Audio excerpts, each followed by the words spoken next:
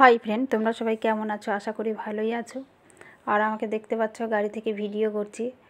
আসলে কি জানো তো, এই ভিডিওটা করলাম এই কারণেই যে হয়তো একটা মেয়ে জীবনে কতটা যুদ্ধ করে সমস্তটা হয়তো ভিডিওর মধ্যে তুলে ধরতে পারি না, কিন্তু তার কিছু একটুখানি সময় তোমাদেরকে তুলে ধরে দেখাচ্ছি যে আমার জীবনটা অ্যাকচুয়ালি কতটা যুদ্ধ করে আমাকে কাটাতে হয়।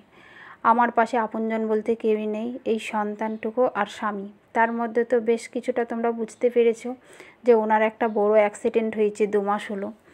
তারপর থেকেই একটা নিজেদের বিজনেস আছে, সেটাকে সামলাতে হয়। ওনার পক্ষে একা সামলানো আর সম্ভব হচ্ছে না। তাই আমি এখন থেকে টার্গেট নিয়ে নিয়েছি যে আমি আগেও সামলাতাম, তারপর বেবিটা হওয়ার পর আমি এতটা সময় দিতে পারতাম না, কিন্তু এখন আমি পুরোপুরিভাবেই ভাবছি ব্যবসাটাকে নিজের মতো গুছিয়ে না নিলে আজকে মানুষের কখন কী হয় কেউ জানে না, জানো তো। তাই আমি এখন ভেবেছি যে হয়তো উপরওয়ালা বা তোমাদের ভালোবাসায় উপরওয়ালা ওকে ফিরিয়ে দিয়েছে, কিন্তু এমনভাবে অ্যাক্সিডেন্টটা হয়েছিল ফেরানোর মতো নয়। যদি কিছু হয়ে যেত তা সন্তানটাকে নিয়ে বড় অসহায় হয়ে যেতাম।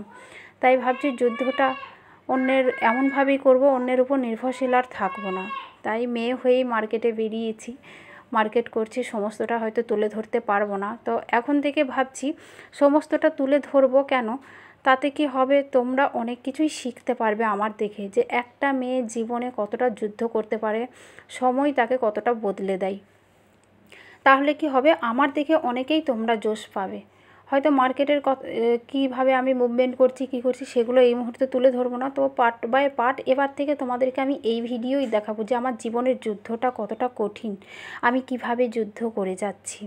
তো আমার সাথে তোমরা থাকো, তোমরা আছো, থেকো। আর এগিয়ে যাওয়ার জন্য তোমাদের ভালোবাসাটুকু আমাকে দিও, সাপোর্ট করো আমাকে যতটুকু পারবে। আমি চাই আমার মতো যেন প্রত্যেকটি মেয়ে নিজে পায়ে দাঁড়ানোর চেষ্টা না করে হেরে যাওয়া, এটা বলে মানে মূর্খের মতো কথা। তো আগে চেষ্টা করি, দেখি। আমিও যেমন চেষ্টা করছি তোমরাও সেইভাবেই চেষ্টা করো যাতে তোমরা এগিয়ে যেতে পারে।